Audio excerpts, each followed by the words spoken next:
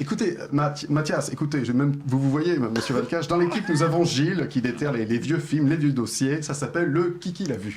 Je les déterre, effectivement. Alors, Madame Édouard, je vais vous parler aujourd'hui de Madame Édouard, un film de Nadine Monfils avec Didier Bourdon et Michel Blanc principalement. C'est sorti en France le 2 juin 2004. Ça a fait 75 000 entrées à peu près et ça existe en DVD chez moi et chez Lancaster Édition. L'histoire se passe dans la ville de Bruxelles où sévit un redoutable tueur en série qui ampute ses victimes de leur avant-bras droit. C'est alors qu'intervient le commissaire Léon, enquêtant sur cette affaire au cœur de laquelle on trouve Madame Édouard, travestie ménagère du bistrot à la mort subite, fréquentée par une faune haute en couleur. Qui l'a vu? Non. Ah non. Alors je regrette du coup. Et on écoute un extrait. Vous pouvez pas nourrir vos bestioles chez vous? Non.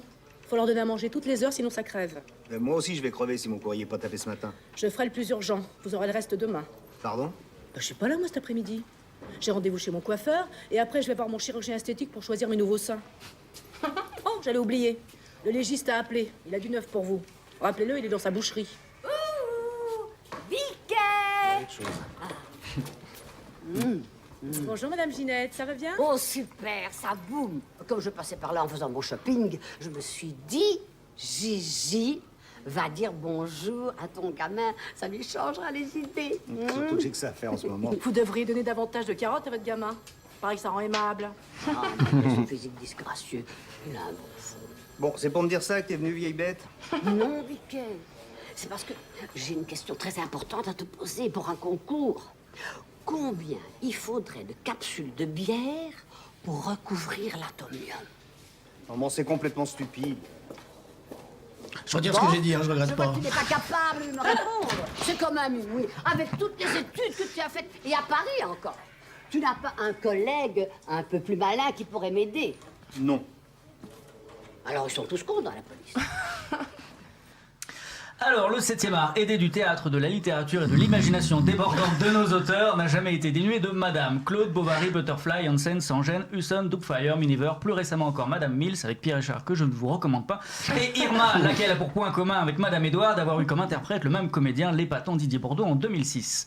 Cette nouvelle héroïne, on la doit à Nadine Monfils, donc célèbre écrivain belge d'origine, qui adapte ici pour son premier long métrage une de ses nouvelles, elle-même inspirée de personnages ayant existé. La scénariste évoque un ancien travesti prénommé Eva et vivant dans le quartier de Montmartre à Paris. Pour mener son projet à bien, Nadine Monfils a en tout cas mis les petits plats dans les grands. D'abord conseillée par Jean-Pierre Jeunet sur le plan de la technique, la cinéaste s'est ensuite entichée de comédiens parmi les plus enviables de notre cinéma. Elle témoigne, 3 ans ont été nécessaires pour monter la production du film, en partie parce que les Belges n'y croyaient pas. Et 3 ans c'est long, mais quelque part ces années n'ont pas été totalement perdues. J'ai dû changer la distribution des personnages, ce qui m'a amené à accentuer le côté populaire du film, et cela me correspond mieux. Outre Didier Bourdon dans le rôle titre, on y croise effectivement Josiane Balasco, Rufus, Olivier Broche, Dominique Lavanant ou encore Michel Blanc. Ce dernier y incarne le fameux commissaire Léon, passionné de tricot et saoulé par une mère on ne peut plus envahissante, personnage tenu par la pétillante Annie Cordy, qui en a toujours sous son grand chapeau. Somme toute, cette réjouissante affiche ne pouvait que porter le métrage vers le haut. Peine perdue, l'ensemble patine et si différents numéros nous amusent ici ou là, on a bien du mal à se passionner pour l'intrigue qui, rappelons-le, est avant tout policière. Il ressort cependant de Madame Édouard un je ne sais quoi de captivant, le style peut-être, le métrage est effectivement doté d'une ambiance particulière entre film noir et bande dessinée, à moins qu'il ne s'agisse de la musique signée Benamar, diablement enivrante. Quoi qu'il en soit, ce curieux mélange fait de ce film un ovni unique, passable mais non privé d'atouts. À vous désormais de vous faire votre propre opinion. Merci Gilles. De rien.